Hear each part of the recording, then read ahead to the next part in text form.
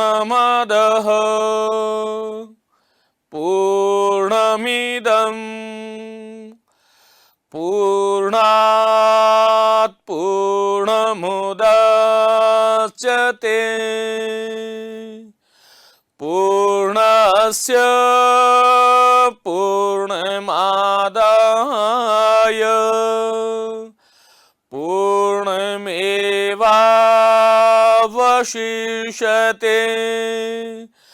पूर्णमेवावशिष्यते।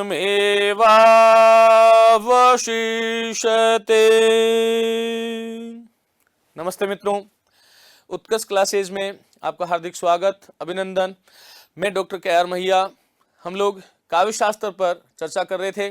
पूर्व की कक्षाओं में मैंने आपको काव्य के लक्षण, स्वरूप, परिभाषाओं के साथ ही काव्य प्रयोजन पर हमने विस्तार से चर्चा करी और आज मैं आपके सामने फिर से एक प्रकरण जो कि काव्य संप्रदायों में काव्य का प्राण तत्व, आत्म तत्व, सबसे पुरातन, सबसे महत्वपूर्ण, जिसको अपनी औचित्य सिद्धि के लिए आरंभ से लेकर के अभी तक प्रयास जरूर करने पड़े, उस प्राण तत्व के रूप में स्थापित होने के लिए उसे जरूर प्रयास करने पड़े। लेकिन कोई भी काव्य शास्त्री या कोई भी काव्य वेता इस रस की उपेक्षा काव्य के अंदर नहीं कर पाया और ये सार्वभौमिक सत्य हैं, निर्विवादित सत्य हैं कि रस ही काव्य का प्राण तत्व है। तो आइए हम बात करते हैं। सबसे पहले देखिएगा, यहां पर एक सूत्रांश है, रसो वै सः। रसो वै सः, इस जो ये सूत्रांश है, ये श्लोकांश जो है, मंत्रांश जो है, इस मंत्रांश का तात्पर्य क्या है कि रसो वै सः, वै मनि निश्चय ही, सह मनि वह कौन? भगवान। अर्थात वह भगवान जो है वह रस रूप है। अब यहां भगवान कहें या परम सत्ता कहें या ब्रह्म कहें, हमारे काव्य शास्त्रकारों ने, हमारे मनुष्यों ने, ऋषियों ने और चिंतकों ने रस को ब्रह्म स्वरूप, भगवत स्वरूप, ईश्वर स्वरूप या परम स्वरूप के रूप में व्याख्यायित किया। और रसो वै से तैत्तिरीय उपनिषद का यह वाक्य भी उसी और संकेत कर रहा है कि वह पर ब्रह्म परमात्मा रस स्वरूप है। रसम ही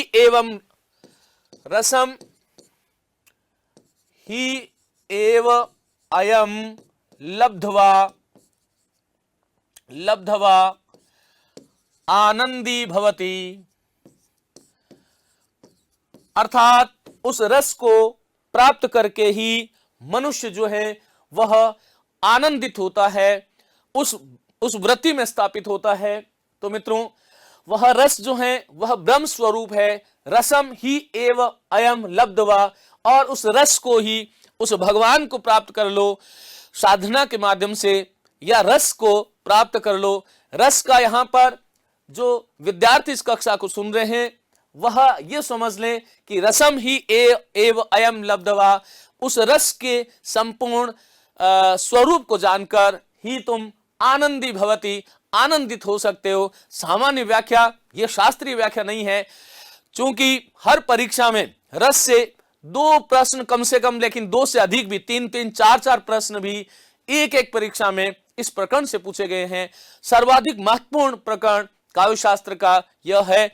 इसलिए यदि आपको आनंदित होना है तो मेरे साथ रहिएगा और एक क्षण जहां पर भी मैं आपसे ये कहूं कि महत्वपूर्ण चीज है, वहां पर आप जो है उसको नोट भी करते रहिएगा मित्रों। लेकिन वहां पर यह कहा कि रसो वै सः, वह परमात्मा जो है वह रस स्वरूप है, और रसम ही एव अयम लब्ध्वा, उस रस की प्राप्ति मानी उस परमात्मा की प्राप्ति करके ही ये जो जीव है वह आनंदी भवति। वह साधक भी, वह योगी भी परमात्मा को प्राप्त करके जिस प्रकार आनंदित होता है, प्रयास करूंगा कि आप भी इसको सुन करके, आप भी इसको सीख करके आनंदित होंगे। क्योंकि इस कक्षा में हमें सबसे ज्यादा आवश्यकता यह है कि हम सहृदय बने, हम जो है उस शोक में नहीं रहें, हम आनंदित हो जाएं, अंदर से जब आनंदित आप हो जाओगे तो ये रस अपने आप आपके जो है समझ में आ जाएगा। क्योंकि मित्रों, हम सभी जानते हैं कि सृष्टि में जब भी कोई भी जीव, जिसे हम मनुष्य कहते हैं, यद्यपि कोई भी जीव, लेकिन जिसको, क्योंकि अभिव्यक्ति और अनुभूति, ये जो है अनुभूतियां तो सभी को होती हैं, सभी जीवों को, लेकिन अभिव्यक्ति और वह भी स्पष्ट अभिव्यक्ति जो है वो केवल मनुष्य के पास है। इसलिए मनुष्य जितने भी हैं उनका एक बहुत बड़ा लक्ष्य है कि वह आनंदित हो। और दूसरी बात, सृष्टि में कोई भी प्राणी जब आता है तो ईश्वर या ब्रह्मा उसके हृदय में, उसके अंतःकरण में स्थायी भावों के रूप में, रस के रूप में 9 रस या जो है 11 रस, हम आगे बात करेंगे कि कुल रस 9 है या 11 है, वह रस जो है स्वाभाविक रूप से मनुष्य को भगवान के द्वारा एक प्रदत्त बहुत ही सुहावनी सौगात यह है। ये ध्यान रखिएगा, ये इनबिल्ट है, इसको बाहर से टॉप अप कराने की आवश्यकता नहीं है, ये ध्यान रखिएगा। इसलिए कहते हैं, पहले हम बात करते हैं कि ये जो रस है जिसको ब्रह्मा के समान कहा, इसका स्वरूप क्या है, इसका स्वरूप क्या है। तो मित्रों, स्वरूप को जानने के लिए थोड़ा सा हमें व्याकरण की शरण में जाना पड़ेगा। और पहली व्युत्पत्ति इसकी बताई है, रस्यते आस्वाद्यते इति रसः। यहां पर प्रश्न क्या आता है, देखिएगा, जैसे आपसे यह पूछा जा सकता है कि इनमें से कौन सी रस की व्युत्पत्ति नहीं है, या इस व्युत्पत्ति का क्या अर्थ है। तो ये ध्यान रखिएगा, परीक्षा की दृष्टिकोण से वैसे रस को पढ़ाने के लिए बहुत समय चाहिए, लेकिन मैं प्रयास ये करूंगा कि संक्षेप में आप लोग इसको सीख पाए। तो रस्यते आस्वाद्यते इति रसः, अर्थात जिन पदार्थों के द्वारा आस्वादन किया जाए वह रस है। जिन पदार्थों के द्वारा, नोट कीजिएगा, जिन पदार्थों के द्वारा आस्वादन किया जाए, जिन पदार्थों के माध्यम से आस्वादन किया जाए, जिनके द्वारा आस्वादन किया जाए, वह रस है। तो किसके द्वारा आस्वादन करते हैं? परमात्मा स्वरूप जो रस है वह उनका मधुर पदार्थों के द्वारा हम आस्वादन करते हैं। स्वयं जो है वह अमृत है, अमृत का भी हम आस्वादन करते हैं, मधु है, गंध है, इत्यादि पदार्थों के द्वारा हम आस्वादन करते हैं, इसलिए वह रस है। दूसरी व्युत्पत्ति कहती है रस्यते अनेन इति रसः। देखिए, रस्यते यहां पर भी है, यहां पर आस्वाद्यते हैं, यहां पर अनेन है। यहां पर शब्द जो है वो आस्वाद्यते हैं, ये भी रस्यते, यह भी रस्यते है। संस्कृत देख करके घबराने की आवश्यकता नहीं है, बहुत सरल है। लेकिन इसको हिंदी वाले बच्चों को भी, हिंदी के विद्यार्थियों को भी इसको संस्कृत में पढ़ना पड़ेगा, क्योंकि संस्कृत माध्यम से पूछा जाता है। इसलिए आस्वाद्यते की जगह केवल क्या जोड़ दिया? अनेन जोड़ दिया। इति रस बराबर है, याद हो गई होगी, रस्यते अनेन इति रस, अर्थात जिन पदार्थों के द्वारा आस्वादन किया जाए, जिन पदार्थों के द्वारा, अर्थात इस व्युत्पत्ति के अनुसार शब्द का आस्वादन हम करते हैं, शब्द को सुनना हमें अच्छा लगता है, वह भी रस है ना। हम सभी जानते हैं, बतरस लालच लाल की बातों का रस, बतरस लालच लाल की मुरली धरी लुकाए, सोहे करे भोए हंसे, दैन कहे नट जाए। वो बातों का भी रस है। वह हमारे जो है रस के बहुत सारे प्रकार हैं। तो शब्द के माध्यम से भी हम रस का आस्वादन करते हैं, राग जो प्रेम है उसके माध्यम से भी हम आस्वादन करते हैं, संभोग शरीर इत्यादि के माध्यम से। इस व्युत्पत्ति के अनुसार जिन पदार्थों के द्वारा आस्वादन किया जाए वह रस्यते अनेन इति रसः।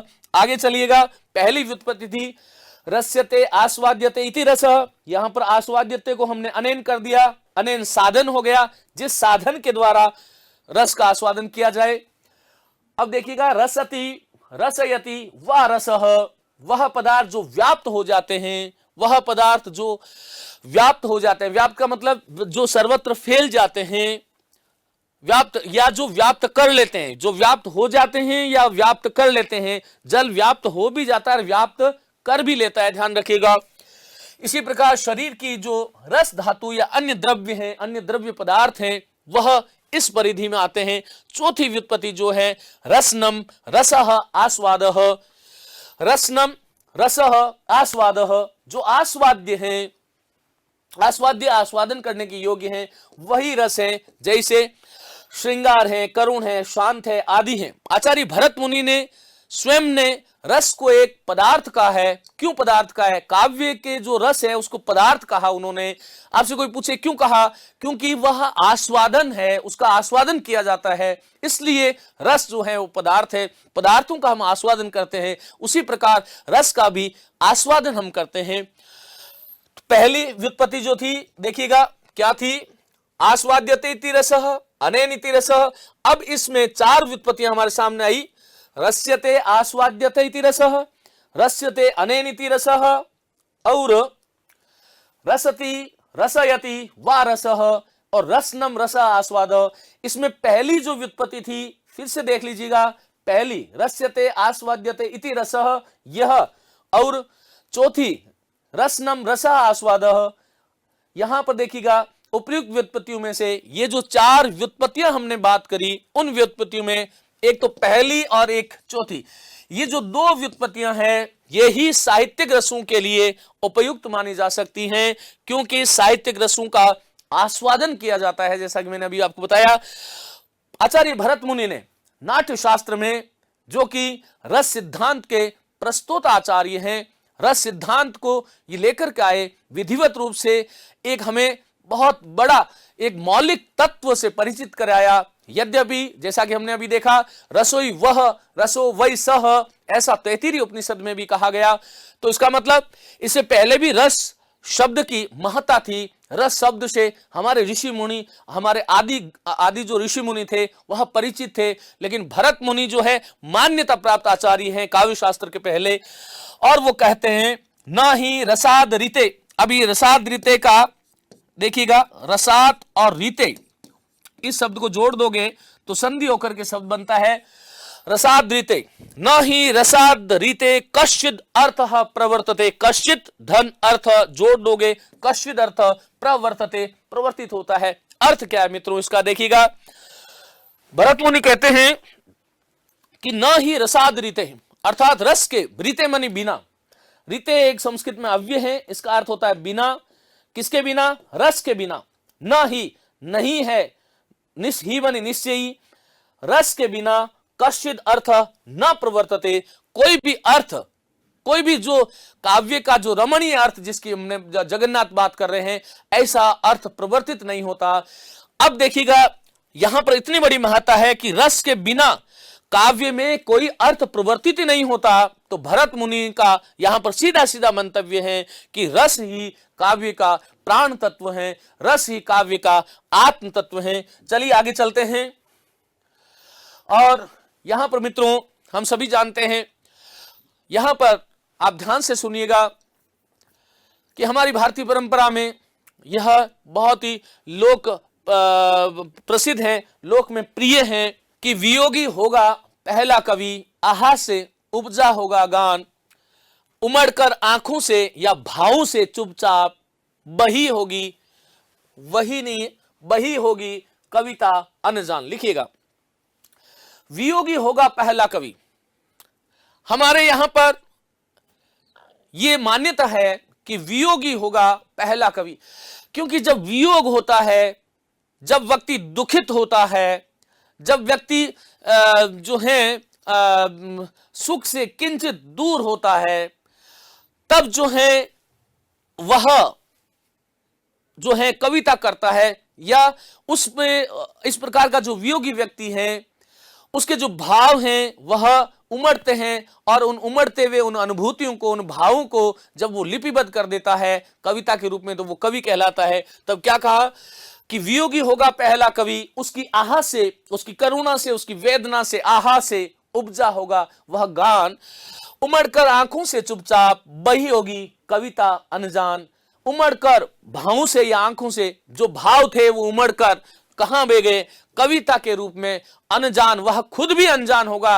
यहां पर देखिए ध्यान देखने वाली बात है, वह अनजान था जिसके भाव उमड़ रहे थे, लेकिन अपने आप मन से, अपने आप मुख से वह भाव, वह शब्द, जो भावनाएं जो थी वह बाहर उमड़ करके साकार रूप लेती दिखाई देती है। और यहां पर ये श्लोक देखिएगा, महत्वपूर्ण चीज है, क्या लिखा है देखिएगा मित्रों, ये प्रसंग है एक, इसको हमें समझना होगा। यदि हमें रस को समझना है तो जब कहा गया कि वियोगी होगा पहला कवि, देखिए ये प्रसंग जो है वाल्मीकि रामायण में वर्णित है।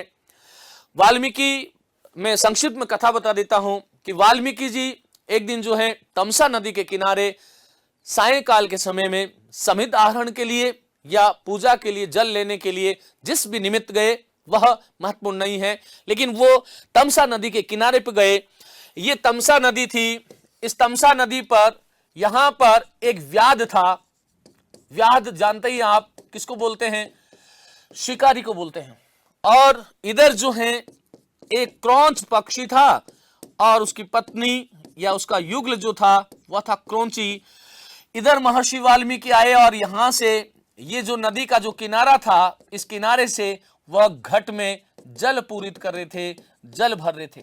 मित्रों हुआ क्या, ये दृश्य आप देखिएगा, अपने मस्तिष्क में उसको चित्रित कीजिएगा, रेखांकित कीजिएगा। एक नदी है, वाल्मीकि उधर से आए और व्याध ऊपर जो है, जो नदी का जो किनारा था उस पार वहां पर था, ऊपर बैठा था। क्रौंच और क्रौंची ये दो पक्षी युगल जो थे ये काम क्रीड़ा में निमग्न थे, ये मैथुन क्रीड़ा में, काम क्रीड़ा में निमग्न थे। और इस काम क्रीड़ा में निमग्न इस क्रौंच और क्रौंची ये जो पक्षी युगल था, इस पक्षी युगल को अपना शिकार बना लिया। किसने? इस व्याध ने। तो होता क्या है कि व्याध अपना निशाना साधता है, अपना तीर चलाता है और ये क्रौंच जो नर क्रौंच जो था उसके वह तीर लग जाता है और क्रौंच अपने प्राण त्याग देता है। मित्रों पहला श्लोक, आदि श्लोक कैसे आया हमारे काव्य में, उसका ये वृतांत है, ध्यान से सुनिएगा। अब ये जो क्रौंच जो था ये यहां पर मर गया, इसका प्राणांत हो गया। अपने पति को मरा देख करके वह क्रौंची जो थी वो करुणा से बिलखने लगी, तड़फने लगी, वो अब विलाप करने लगी क्रौंची जो है। और यह दृश्य जो है, यह वाल्मीकि जो घट में जल यहां पर भर रहे थे, ये निर्निमेष इस क्रौंची को देख रहे थे। देखिए कविता कैसे शुरुआत कैसे हुई, क्योंकि इससे पहले हमारा जो साहित्य है, हमारा जो वाङ्मय है, उसमें मंत्रों का प्रयोग होता था। पहला श्लोक है ये, मां निषाद प्रतिष्ठाम त्वमगम शाश्वती क्षमा यत क्रौंच मिथुनाद एकम अवधि काम मोहितम। ये हमारा आदि श्लोक है। हमारा आदि महाकाव्य जो है वह रामायण है, आदि श्लोक जो है वह मां निषाद है और आदि जो छंद है वह श्लोक जिसको हम अनुष्टुप कहते हैं। मित्रों ये ध्यान रखिएगा, 3 प्रश्न हुए। आदि महाकवि कौन है? महर्षि वाल्मीकि। आदि महाकाव्य कौन सा है? तो रामायण है, चाहे हिंदी है चाहे संस्कृत, दोनों में वही है। और आदि छंद कौन सा है? तो अनुष्टुप है। उससे पहले गायत्री, वृहति, उष्णिक, वृहति, इस तरह के छंद चलते थे जिसको हमने श्लोक कहा, लेकिन अनुष्टुप उसका नाम है। तो आदि छंद अनुष्टुप है, अनुष्टुप छंद की रचना है। तो यहां पर मित्रों ये घट में जल भरते हुए यह जो वाल्मीकि थे, इस दृश्य को, किस दृश्य को? ये क्रौंची की जो तड़फन जो थी, जो उसकी वेदना और करुणा जो थी, उसको निर्निमेष दृष्टि से, एक टेक दृष्टि से देख रहे थे। और उसको तड़पती हुई देख करके वह रत्नाकर का पूर्व वृतांत जो भी है आप समझते हैं सभी, लेकिन वह रत्नाकर जिसका वाल्मीकि नाम बाद में हुआ है ना, वो भी वाल्मीकि कभी व्याकरण की कक्षा में बात करेंगे वाल्मीकि का अर्थ क्या है। तो मित्रों वह जो उस दृश्य को देख रहे थे और दृश्य को देख करके उनके हृदय में करुण रस फूट पड़ा। वह उस क्रौंची का जो शोक देखा, यह जो था क्रौंची जो थी उनके लिए क्या थी? आलंबन थी। वाल्मीकि जो है क्या है? इसमें आश्रय है। इनके हृदय में वह जो शोक जो था, यह जो स्थायी भाव शोक जो था वह उद्दीप्त हो रहा है। इसलिए वाल्मीकि क्या है? इसमें आश्रय है। और वह जो आश्रय के हृदय में जो शोक जो हो रहा था उसको रस रूप में परिणित कराने में सहयोग कौन कर रही है? वो क्रौंची, आलंबन मानी विषय है वो। उसको देख करके उसके आश्रय के हृदय में जो भी भाव जगता है, क्योंकि यहां पर वाल्मीकि के हृदय में क्या था? इस क्रौंची को तड़पते हुए देखा तो शोक उठ पड़ा। और जो क्रौंची तड़फ रही है, विलाप कर रही है, ये वह उसका उद्दीपन है। और जब वाल्मीकि जब अपने मुख से शब्द निकालते हुए, दुत्कारते हुए, जब उस शिकारी को, उस व्याध को जब शाप देते हैं, तो वो जो भी वहां पर जो चेष्टाएं हो रही है वह अनुभव है। तो मित्रों देखिएगा, वह यहां पर क्या कहते हैं, उस क्रौंची को तड़पते हुए देख करके वाल्मीकि ये कहते हैं, मां निषाद प्रतिष्ठाम त्वमगम शाश्वती क्षमा। मां निषाद, हे शिकारी, हे व्याध, हे बेलिया, मां मनि मत होना, प्रतिष्ठाम त्वम अगमः, त्वम मनि तुम, अगमः मत प्राप्त होना, शाश्वती समाह, समाह कहते हैं वर्ष को, शाश्वती मनि अनंत काल तक। हे शिकारी, तू कभी भी अनंत काल तक प्रतिष्ठा को प्राप्त नहीं होना। और मित्रों ये हम जानते हैं कि वाल्मीकि का शाप ही है, जिसके कारण भारत वर्ष में शिकार करना अच्छा नहीं माना जाता, ये अनैतिक कृत्य की श्रेणी में आता है। तो देखिएगा, उन्होंने कहा शाश्वती समा यत क्रौंच, और वो फिर नीचे कारण भी दे रहे हैं, जस्टिस भी कर रहे हैं, न्याय भी कर रहे हैं। क्या कर रहे हैं कि यत क्रौंच मिथुनाद एकम अवधि, अरे शिकारी, अरे बहलिया, क्योंकि तू अनंत वर्षों तक प्रतिष्ठा को प्राप्त मत हो नहीं होगा, ये मैं तुझे शापित शब्द करता हूं, मैं तुझे शाप देता हूं। क्यों? क्योंकि यत क्रौंच मिथुनाद, क्योंकि तूने क्रौंच मिथुनाद, मिथुनाद मानी जुड़े हुए, मिले हुए, काम क्रीड़ा में निमग्न, एकम अवधि, तूने उसमें से एक को मार दिया। मुझे कोई दिक्कत नहीं, तू दोनों को मार देता, लेकिन तूने एक को उसमें मार दिया, और वो भी क्या था, काम मोहितम, उस काम में निमग्न, काम क्रीड़ा में संलग्न उस युगल को, पक्षी युगल में से एकम अवधि, एक को तूने वधी, वधी मानी मार दिया तूने, इसलिए मैं तुझे शप्त करता हूं, शापित करता हूं, मैं तुझे शाप देता हूं कि तू अनंत काल तक भारत की भूमि पर कभी भी प्रतिष्ठा को प्राप्त नहीं होगा। और ये मित्रों तभी कहा कि वियोगी होगा पहला कवि, आह से उपजा होगा गान, उमड़कर आंखों से चुपचाप बही होगी कविता अनजान। ये जो वियोग जो था, ये हालांकि शोक जो था, यह ही किसमें आ गया, जो शोक श्लोकत्वम आगतः, ध्वनि, जब हम ध्वनि सिद्धांत पढ़ेंगे तब वहां पर यह आएगा कि वह जो वाल्मीकि का जो शोक जो था वही श्लोक के रूप में बार फूट पड़ा, और यही कविता है, यही भाव है, यही रस है। तो यहां पर देखिएगा करुण रस की बड़ी जो है मार्मिक छटा इसके अंदर है। अब हम बात करते हैं, अभी तक हमने बात करी कि रस की परिभाषा क्या है, रस की व्युत्पत्ति क्या है, उसके बाद में हमने ये आपको बताया कि आखिर यह जो रस है वो किस रूप से परिणत, किस प्रकार से परिणत होता है। यहां पर जो है स्थायी भाव वाल्मीकि के हृदय में था, जो शोक जो था वह था, इसका जो है आलंबन कौन बना, क्रौंची बना, क्रौंची जो थी वो थी, और उद्दीपन जो वो तड़फ रही थी, क्रौंची की जो तड़फाहट देखी तो उसको उद्दीप्त किया, और उद्दीप्त करने के बाद में जो अनुभव मानी वो जो उसको शिकारी को जो गालियां दे रहे हैं, शिकारी को जो शाप कर रहे हैं, कौन, वाल्मीकि, आश्रयगत जो चेष्टा है वह अनुभव कहलाती है। और उसके बीच में यह जो संचारी भाव, करुण रस के जो भी संचारी भाव हैं वह उसके बीच में आ रहे हैं, उनके स्पष्ट परिपाक से वह रस रूप में परिणित हो रहा है। आपने ये कथा सुनी तो हमारे हृदय के अंदर भी जो करुणा जो थी, जो शोक था, वह कहीं ना कहीं उद्दीप्त हुआ, जागृत हुआ, यही रस है। अब देखिएगा, हम बात करते हैं प्रस्तोताचार्य। इसके प्रस्तोताचार्य जैसा कि हम जानते हैं भरत मुनि जो है बलदेव उपाध्याय के अनुसार द्वितीय शती में आते हैं। नाट्य शास्त्र जिसे पंचम वेद कहा गया, मित्रों ये देखिएगा बहुत महत्वपूर्ण है, बहुत बार प्रश्न आता है, पंचम वेद कहा गया इसको। और संस्कृत काव्य शास्त्र के प्रथम मान्य आचार्य हैं भरत मुनि। इस पुस्तक में ध्यान रखिएगा 36 अध्याय है, 5000 श्लोक हैं, 10 गुणों का इन्होंने वर्णन किया है, और 10 दोष भी हैं, 10 गुण हैं, 10 दोष हैं, 4 अलंकार है जिसके बारे में मैं पूर्व की कक्षा में बात कर चुका हूं, उपमा है, रूपक है, यमक और दीपक, ये 4 अलंकार है, और 8 रस है। महत्वपूर्ण प्रश्न है, मोस्ट इंपोर्टेंट, कि भरत मुनि जो हैं उन्होंने 8 रस ही माने। नाटक में वो शांत रस की महत्ता, जिसको हम निर्वेद कहते हैं, शांत निर्वेद स्थायी भाव, वह जो है उसकी महत्ता को उन्होंने स्वीकार नहीं किया। ये हमारे उसके बाद में परवर्ती जो आचार्य हुए उन्होंने शांत को भी माना, फिर भक्ति रस भी आया और फिर वात्सल्य रस भी आया। तो कुल रसों की संख्या 11 है। मान्य और स्वीकृति प्राप्त रस जो है वह 9 है। लेकिन भरत मुनि के अनुसार, याद रखिएगा बहुत महत्वपूर्ण प्रश्न है, भरत मुनि के अनुसार 8 ही रस है। मित्रों आगे चलिएगा, वह एक आधारशिला जो भरत मुनि रखते हैं और एक चमत्कृत कर देने वाला सूत्र वो काव्य शास्त्रियों को देते हैं। क्या कह रहे हैं वो देखिएगा। भरत मुनि इस संक्षिप्त सूत्र के माध्यम से बहुत कुछ कह रहे हैं। वह कह रहे हैं विभाव अनुभाव व्यभिचारी संयोगाद रस निष्पत्ति। मेरे साथ इसको बोलिएगा, विभाव अनुभाव, इसको अलग अलग करके बोलूं तो विभाव, फिर अनुभाव, फिर व्यभिचारी, फिर संयोगात और फिर रस, रस और फिर निष्पत्ति। यहां पर देखिएगा ये इसमें शब्द है। अब निष्पत्ति जो है इसका मतलब क्या है? निष्पन्न कोई चीज अपने आप होती है, ध्यान रखिएगा।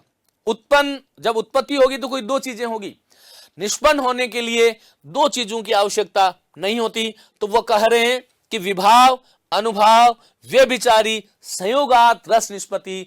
अब संयोग किससे होगा इनका? यहां पर देखिएगा ये रस के अंग है, विभाव है, फिर विभाव के साथ में यह संधि होकर के अनुभाव जुड़ा, फिर व्यभिचारी जिसको हम संचारी कहते हैं सामान्य भाषा में।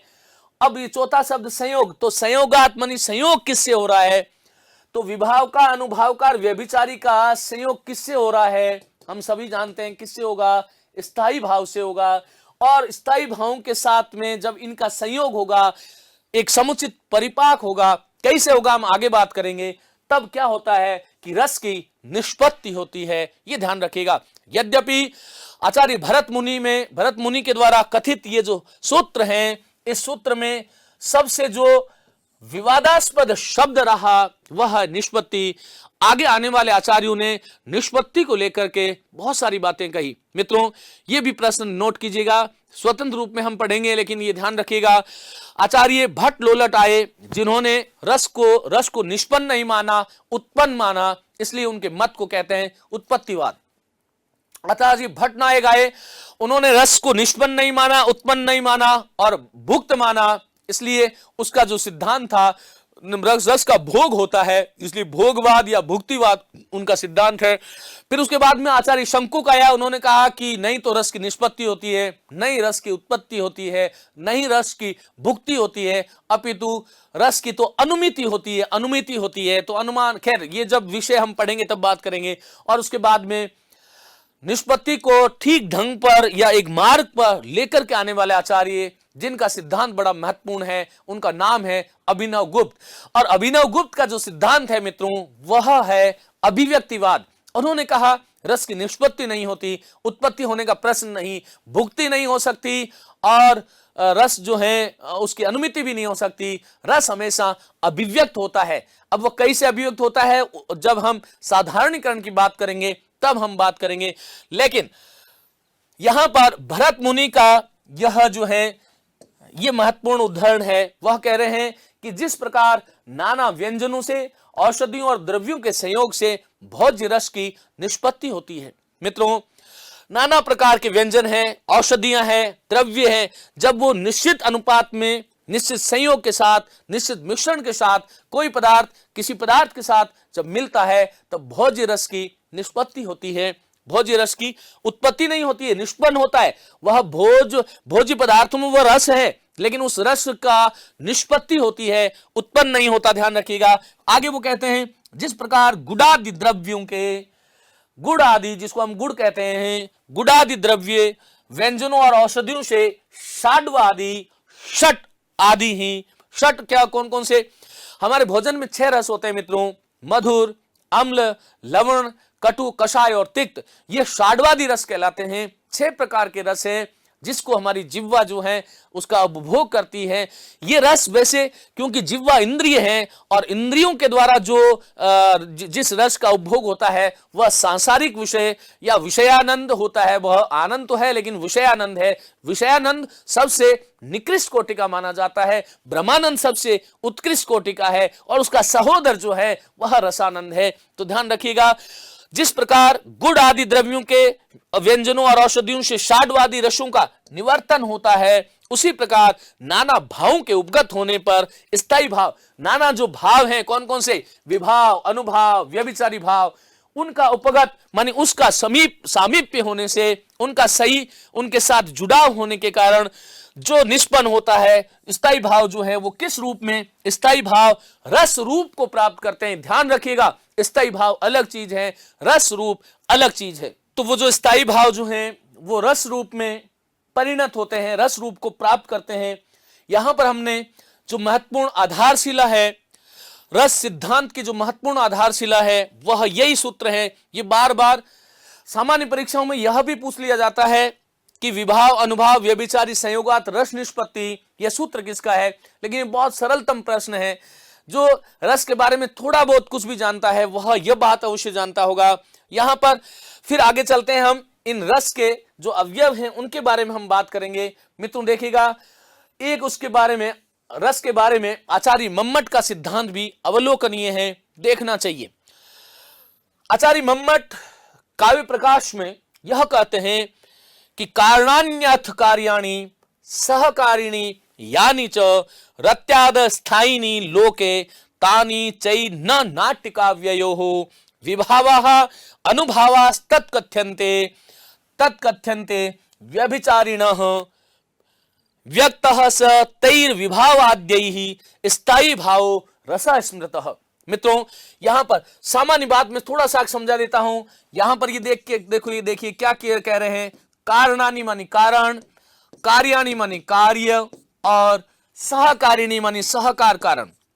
हम सभी जानते हैं सहकारी जिसको कह सकते हैं, सहकारी जो सहायता करता है। तो इस संसार में ये तीन शब्द हम सभी जानते हैं। एक कारण होता है, एक कार्य होता है। एक कारण या कारण और कार्य का सहकारी मानी कि मुख्य नहीं है लेकिन वो सहयोग करने वाला जो है वो सहकारी कारण है। तो ये कह रहे हैं कारणानि अथ कार्याणि सहकारिणी यानि च। इस संसार में जितने भी कारणानि है, जितने भी कार्याणि है, वो सहकारिणी यानि च जो भी है। रत्यादि स्थायिनी लोके, रति आदि जो स्थायिनी, लोके मानी संसार में, संसार में जो कारण है, संसार में जो कार्य है, संसार में जो सहकारी कारण है, ये बहुत सरल है, घबराइएगा मत। जो संसार में जिसको हम कारण कहते हैं, जिसको हम कार्य कहते हैं, सहकारी कारण कहते हैं, वह जो है काव्य नाट्यो हो, काव्य और नाटक में क्या कहलाएंगे, विभाव जो है वह कारण है। ये ध्यान रखिएगा। आपसे कोई पूछे कि विभाव का मतलब क्या है, तो कारण है, हेतु है, वह प्रसंग, वह व्यक्ति जिसके कारण रस की उत्पत्ति होती है। अनुभाव जो है वह कार्य है,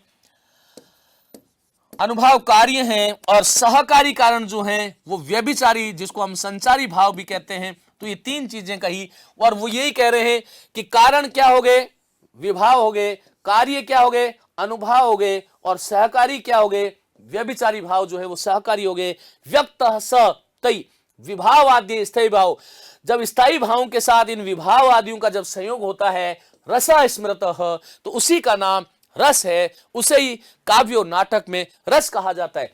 आम जिंदगी में जिसको हम कारण कहते हैं वो विभाव है, जिसको हम कार्य कहते हैं वो अनुभाव है, जिसको हम सहकारी कारण सहयोगी कहते हैं वह व्यभिचारी भाव है। और उनका जब विभाव आदियों के साथ संयोग होता है तब जो है रसा स्मृतः, उस अवस्था को हम रस वाली अवस्था कहते हैं। आगे चलते हैं। आचार्य विश्वनाथ जो है वह उदाहरण देते हैं दध्यादि न्याय, मोस्ट है, ध्यान रखिएगा। दध्यादि न्याय, दधि आदि, इसका संधि विच्छेद हम सभी जानते हैं, यण संधि है। दधि धन आदि, दधि ध में जो ई था उसका यह बन गया, आ उसमें जुड़ गया, दध्यादि न्याय। दधि आदि न्याय के माध्यम से हमारे यहाँ पर शास्त्रों में कई सारे न्याय है। चित्रतुर्ग न्याय आपने सुना होगा, काकतालीय न्याय आप सबने सुना होगा। इस प्रकार से बहुत सारे न्याय है ना। तो निरक्षीर विवेक न्याय भी आपने सुना है। दध्यादि न्याय क्या है, जिस प्रकार मट्ठे, मट्ठे का मतलब छाछ होता है, उसकी सहायता से दूध के दही में परिणत होने की जो प्रक्रिया है, मट्ठे की सहायता से जो बहुत बड़ा जो एक दही का जो दूध का जो पात्र है उसमें एक मट्ठे की बूंद डाल देते हैं अपन, तो वह जो दूध जो है वो किस में परिणत होगा, दही में परिणत होगा। वह जैसी प्रक्रिया है उसी प्रकार विभाव आदि द्वारा परिपुष्ट होकर, जिस प्रकार दूध जो है उस क्रिया से परिपुष्ट हुआ, उसी प्रकार विभाव आदि के द्वारा परिपुष्ट होकर स्थायी भाव रस में परिणत होता है। रस स्थायी भाव में परिणत नहीं होता, ध्यान रखिएगा। जो हमारा स्थायी भाव है, शोक मेरा स्थायी भाव था, वाल्मीकि का शोक स्थायी भाव था, वह करुण रस की धारा में फूट पड़ा।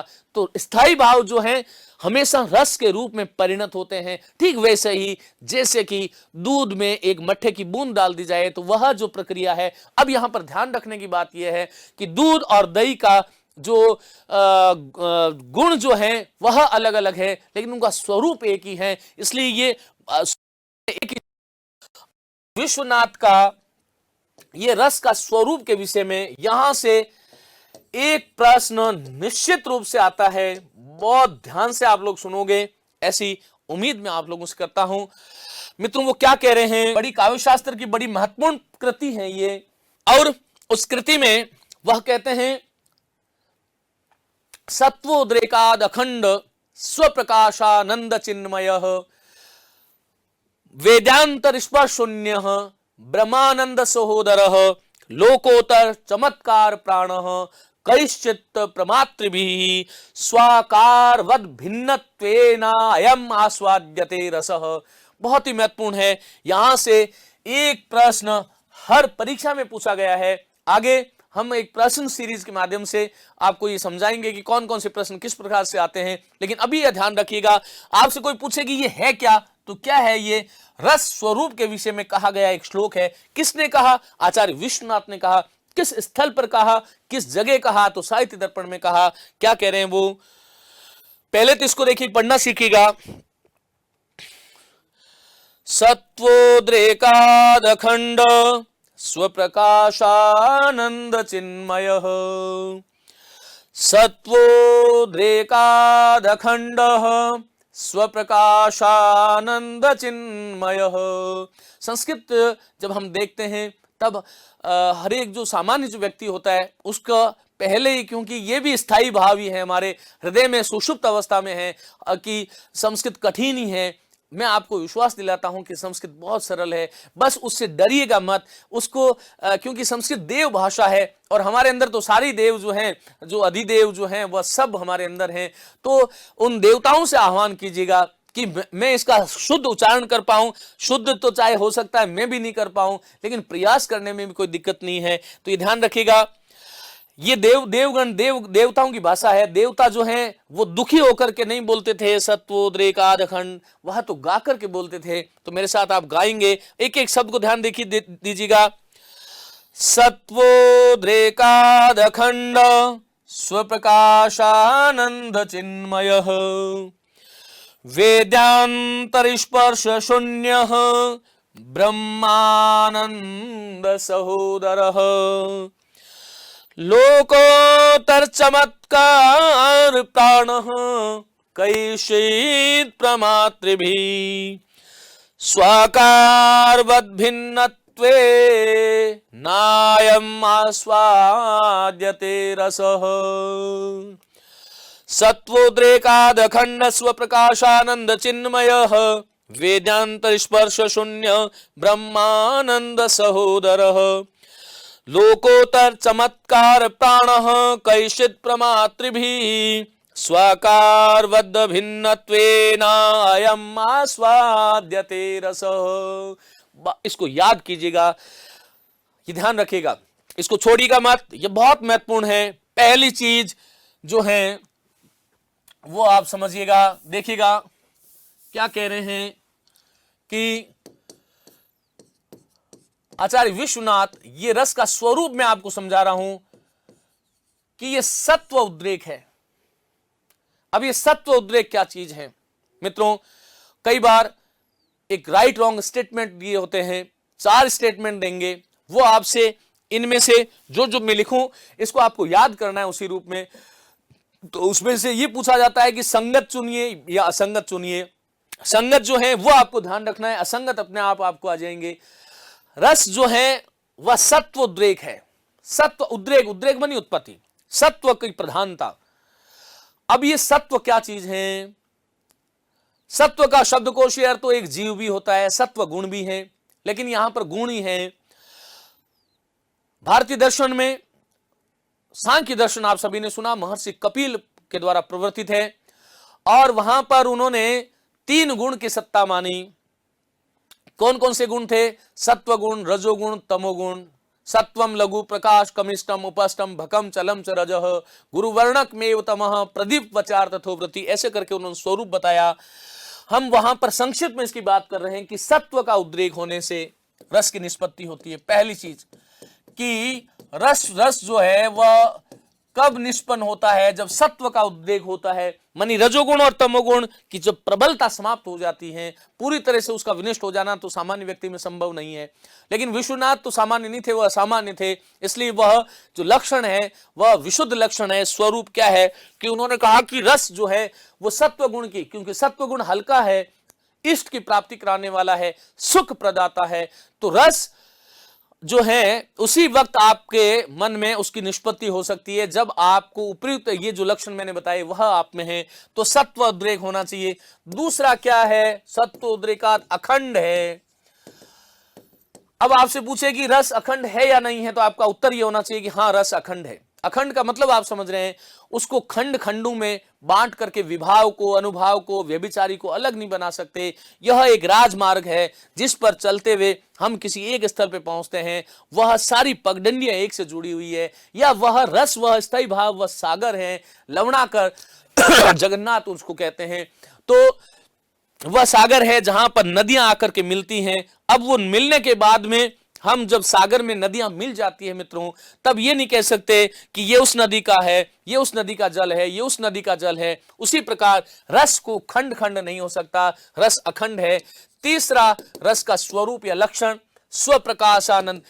रस जो है वो स्वप्रकाश आनंद है, स्वयं ही प्रकाश्य है, उसको प्रकाश आनंद, उसको प्रकाशित करने के लिए किसी अन्य वस्तु की आवश्यकता नहीं है। वो स्वयं प्रकाश्य है, वह स्वयं प्रकाशमान है, सत्व उद्रेक है, फिर संधि कर लीजिएगा अखंड है, फिर वह स्वप्रकाश है, फिर ये चिन्मय है कि रस जो है वो स्वप्रकाश है, लेकिन क्या है? वह चिन्मय स्वरूप वाला है। चिन्मय का मतलब वह चैतन्यता से युक्त है। चैतन्यता रस के लिए बहुत आवश्यक है, इसलिए क्या बोला कि चिन्मय है। फिर वो क्या बोलते हैं? महत्वपूर्ण चीज है वेद्यांतर स्पर्श शून्य। वेद्यांतर स्पर्श शून्य का मतलब क्या है? वेद्य का मतलब क्या है? जो जानने योग्य है। स्पर्श शून्य, स्पर्श शून्य, जो जानने योग्य है, क्या? जो अनुभूतियां हैं, जो संवेदनाएं हैं, उनके स्पर्श से शून्य, उनके स्पर्श से वो रहित है। जब रस की निष्पत्ति होती है तब संसार के अन्य, ध्यान दीजिएगा, जब रस की निष्पत्ति होती है तब संसार के अन्य जो संवेद्य विषय है मित्रों, उनका ज्ञान नहीं होता, उसके स्पर्श से शून्य हो जाता है। और महत्वपूर्ण चीज क्या है? रस जो है वह ब्रह्मानंद सहोदर है। ये ब्रह्म के आनंद के समकक्ष हैं। सहोदर हम किसको बोलते हैं? जो हम कहते हैं कि ये हमारा सहोदर है, एक ही उदर में हम पैदा हुए हैं। तो उसी प्रकार से रस जो है वो ब्रह्म आनंद। हमारे साहित्याचार्यों ने, काव्य शास्त्रियों ने, दर्शन शास्त्रियों ने तीन प्रकार के आनंद बताए। एक विषयानंद है जो सबसे निकृष्ट कोटि का है, पदार्थ सामने रहता है तो आता है, ये ध्यान रखिएगा। विषयानंद जो इंद्रियों से हम प्राप्त करते हैं वह विषयानंद है। एक ब्रह्मानंद है जहां पर जितनी भी भावनाएं हैं पूरी तरह से शून्य में विलीन हो जाती है, ब्रह्म एक ही संविद्य हो जाता है, वही तत्व शेष रह जाता है। उसी प्रकार रसानंद है। रसानंद जो है वह ब्रह्म आनंद के समकक्ष है। तो कुछ तो अंतर है। जैसे मैं कहूं कि मेरा सहोदर है, तो मैं अलग हूं, सहोदर अलग है, कम से कम स्वरूप कुछ न कुछ तो अलग है। उसी प्रकार ब्रह्मानंद नहीं है, लेकिन ब्रह्मानंद के समकक्ष है, सहोदर है, समान है। कैसे है? क्योंकि ब्रह्मानंद और रसानंद में क्या अंतर है? ब्रह्मानंद जो है वो निर्विकल्प होता है। कैसे? वह एक बार प्राप्त हो जाने पर कभी छूटता नहीं है, कभी फिर तिरोहित नहीं होता। एक बार जब आपने ब्रह्म का आनंद ले लिया, उस समाधि का आनंद ले लिया, निर्विकल्प हो गए। ब्रह्मानंद में जाता, जान और जय की त्रिपुटी जो है वह समाप्त हो जाती है, वह निर्विकल्प है। उसी प्रकार जो रसानंद है वो सविकल्प है। इतना सा अंतर है, ये विकल्प सहित है। विकल्प सहित कैसे? मैंने कहा ब्रह्मानंद एक बार प्राप्त हुआ, स्थायी रूप से रहेगा। रसानंद जो है वो काव्य को जब तक पढ़ोगे, सुनोगे, तभी तक वह उत्कट जो है क्रिया में रहता है, उसके बाद में वह तिरोहित हो जाता है। इतना सा अंतर है। लेकिन जिस प्रकार ब्रह्मानंद होने पर भी हम संविद्य विषय जो हैं वेदांतर स्पर्श से हम शून्य हो जाते हैं, उसी प्रकार रसानंद में भी जब आप काव्य के रस का आनंद में जब डूब जाते हैं, तब अन्य विषय हमारी चित्त वृत्तियों से, हमारे मन से, बुद्धि से, अंतःकरण से गायब हो जाते हैं, अनुपस्थित हो जाते हैं। यह समानता है उस स्थितियों में, लेकिन वो निर्विकल्प हमेशा बना रहता है ब्रह्मानंद, जबकि रसानंद जो है वह सविकल्प है, काव्य सापेक्ष है। यह हमें थोड़ा ध्यान रखना है। लोकोत्तर चमत्कार प्राण, ये सामान्य नहीं है, लोकोत्तर है, ऐहिक नहीं है। जिसको हमने दृष्ट कहा वह दृष्ट नहीं है, अदृष्ट है, लोकोत्तर चमत्कार है, अनिर्वचनीय आनंद है ये। कैसित प्रमात्र भी, कुछ लोग ऐसा कहते हैं, स्वाकार वद अभिन्नत्वे, स्वयं के आकार से अभिन्न है, स्व आकार, रस जो है वह स्वयं के आकार का है, अन्य किसी के आकार जैसा नहीं है, अभिन्न है वो स्वयं का आकार, मानी स्वयं का आकार, स्व और पर का भेद यहां पर समाप्त हो जाता है। अयम आस्वाद्यते रसः, ऐसे रस जो है वह आस्वाद्यते, आस्वाद करने के योग्य होता है। मैं ऐसा समझता हूं कि ये रस का स्वरूप जो था मित्रों, आप सभी को भली भांति हृदयंगम हुआ होगा। आचार्य विश्वनाथ रस के क्षेत्र में भरत मुनि के बाद सबसे बड़े आचार्य माने जाते हैं। यही वह व्यक्ति थे जिन्होंने कहा वाक्यम रसात्मकम काव्यम, रसात्मक वाक्य ही काव्य है। काव्य की परिभाषा में एक रसात्मक शब्द लेकर के आए, और भरत के द्वारा, भरत के समय से चली आ रही परंपरा को सुदृढ़ भाव भूमि पर स्थापित करने वाला कोई व्यक्ति था तो वो आचार्य विश्वनाथ था। और ये रस का स्वरूप बहुत महत्वपूर्ण है, ध्यान रखिएगा। मैं उम्मीद करता हूं आप लोगों से कि आपको समझ में आया। सत्व का उद्रेक होता है, अखंड होता है, स्वप्रकाश आनंद होता है, चिन्मय स्वरूप वाला होता है, वेदांत स्पर्श शून्य होता है, ब्रह्मानंद का सहोदर है, लोकोत्तर चमत्कार प्राण है, और वही रस है। चलिए, ये जो है वह जो चीजें बता चुका हूं, आगे चलिएगा। अब यहां पर यह हमें देखना है कि रस होते कौन कौन से हैं। तो मित्रों देखिएगा, वह मैं बात कर चुका हूं कि भरत मुनि ने 8 माने थे, फिर परवर्ती आचार्यों ने एक 9 शांत निर्वेद जोड़ दिया, फिर उसके बाद में 10वां और 11वां भक्ति रस की खोज हुई, वात्सल्य रस सूरदास ने खोजा। तो देखिएगा क्या है, श्रृंगार हास्य करुण रौद्र वीर भयानकः, संस्कृत का एक श्लोक है जिसके माध्यम से हमें पढ़ना है। श्रृंगार है, हास्य है, फिर करुण है, फिर रौद्र है, फिर वीर है, फिर भयानक है, फिर विभत्स है, फिर अद्भुत है, और फिर जो है शांत 9 है। यहां तक, अद्भुत तक ये भरत मुनि की देन है। परवर्ती आचार्यों ने शांत को भी, क्योंकि नाटक में वह शांत रस को जो है उपयुक्त नहीं मानते थे कदाचित, इसलिए उन्होंने 8 रसों का ही वर्णन किया, और ये 9 रस हो गए। एक बार देखें कौन कौन से हैं। भरत लिखा है भरत ने 8 रस माने हैं। नाटक के संदर्भ में वे शांत रस का उपयोग नहीं करते। रुद्रट नाम के एक जो काव्य शास्त्री वे, उन्होंने एक प्रेयान रस माना है। यद्यपि साहित्य शास्त्रियों से इसकी स्वीकृति नहीं मिल पाई, यह आ नहीं पाया, लेकिन परीक्षा की दृष्टिकोण से पूछा जा सकता है कि प्रयान रस की कल्पना किसने करी थी। तो रुद्रट नामक आचार्य थे जिन्होंने प्रयान रस माना। अब वह रस जिसके बारे में हम बात कर रहे थे वह कौन कौन से होते हैं। तब मित्रों कहा कि श्रृंगार हास्य करुण रौद्र वीर भयानकः, विभत्सा अद्भुत शांतस् नवनाट्य रसाः स्मृताः। ये जो है 9 प्रकार के रस जो है वो नाट्य माने काव्य में स्मृता कह गए हैं। अब देखिएगा, यहां पर रस जो है ये 9 रस हो गए जिनके बारे में हमने बात करी। अब देखिएगा, ये जो रसावयव हैं ये कौन कौन से हैं। रस की परिभाषा हमने बात करी, रस की कौन कौन सी परिभाषाएं हो सकती है। रस के स्वरूप की हमने बात करी आचार्य विश्वनाथ के अनुसार। रस कितने हैं उसके बारे में ये श्लोक आप याद कर दीजिएगा। श्रृंगार हास्य करुण रौद्र वीर भयानकः, विभत्स अद्भुत शांतस्य नवनाट्य स्मृता रसा स्मृतः।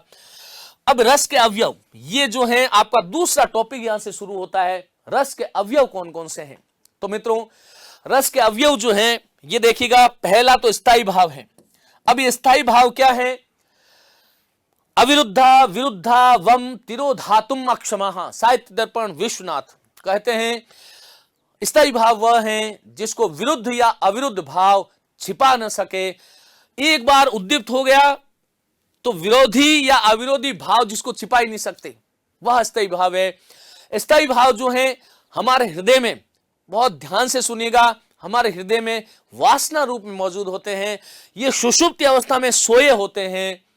यह एक तरह से वह बीज है जो भूमि में पड़ा तो है, लेकिन उसको उचित खाद और पानी नहीं मिला जब तक वह स्थायी भाव है।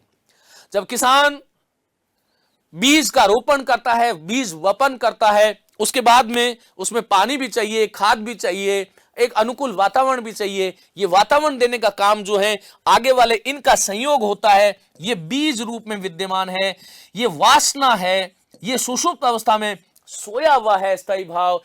स्थायी भाव जो है वो विरुद्ध और अविरुद्ध भाव जिसको छिपा ही नहीं सके, ये हमारे अंदर भगवान ने इनबिल्ट करके भेजा है। ये कहीं बाहर बाजार से नहीं है कि थोड़ा सा मुझ में शोक डाल दे, थोड़ा सा मुझ में रति डाल दे, थोड़ा सा मुझ में कुछ और डाल दे। तो ध्यान रखिएगा, ये वासना है हमारी, जो हर व्यक्ति जिसको जो जीवित है, जो जिंदा आदमी है, उसकी पहचान है। ये हमारे हृदय में उद्भुत रूप में रहते हैं, बिल्कुल सुषुप्त अवस्था में रहते हैं। जब उसका विभाव के साथ संयोग होगा, अनुभाव व्यभिचारी के साथ जो प्रक्रिया आगे हम पढ़ने वाले हैं उसके साथ जब संयोग होता है, तब होता क्या है, रस निष्पत्ति होती है। ऐसा आचार्य भरत मानते हैं। मित्रों, ये जो विभाव है इसको हमने क्या बोला था, कारण बोला था। अनुभाव को हमने क्या बोला था, कार्य बोला था। और व्यभिचारी जो था उसको क्या बोला था, सहकारी बोला था। विभाव के दो भेद होते हैं, आलंबन और उद्दीपन। आलंबन के पुनः दो भेद हो जाते हैं, विषयालंबन और आश्रय आलंबन। उद्दीपन विभाव का दूसरा भेद है। अनुभाव जो है वो चार प्रकार का होता है, कायिक, वाचिक, आहार्य और सात्विक। फिर सात्विक के 8 भेद हो जाते हैं। व्यभिचारी भाव जिसको संचारी भाव भी कहते हैं। क्यों कहते हैं आगे बात करेंगे। इनकी संख्या 33 है, ये ध्यान रखिएगा। विभाव के 2 भेद हमने बताए, अनुभाव के 4 मूल भेद हैं, अस्थाई सात्विक के 8 भाव है। इनका जब एक विशिष्ट प्रक्रिया में स्थायी भावों के साथ जो हमारे हृदय में पड़ा तो था, बीज तो था, अंकुरित नहीं हुआ था, इनके साथ जब संयोग होता है तब वह स्थायी भावी रस के स्वरूप में आता है हमारे सामने। तो देखिएगा आगे जो है स्थायी भाव, विभाव, अनुभाव। अब यहां पर ये भाव क्या चीज है, भाव हर चीज में, भाव का मतलब क्या है मित्रों, मन के विकार है या परिवर्तन जो है उसको भाव कहते हैं। यही चित्त वृत्तियां हैं योग दर्शन में, यही चित्त भूमियां हैं जिसको क्षिप्त, विक्षिप्त, एकाग्र, निरुद्ध, मूढ़, प्रमाण, विपर्य, विकल्प, निद्रा और स्मृति के रूप में चिन्हित किया गया। साहित्य शास्त्र में यह भाव आ गया जो मन के जो विकार है, क्योंकि विकार कहां आता है, मन में आता है। तभी तो कहा गया मन एवं मनुष्याणाम बंधनम कारणम मोक्षयो, मन ही मनुष्यों के बंधन और मोक्ष का कारण है। तो यहां पर ध्यान रखिएगा, मन का जो विकार है या जो परिवर्तन हो रहा है ये क्या कहलाता है, भाव कहलाता है।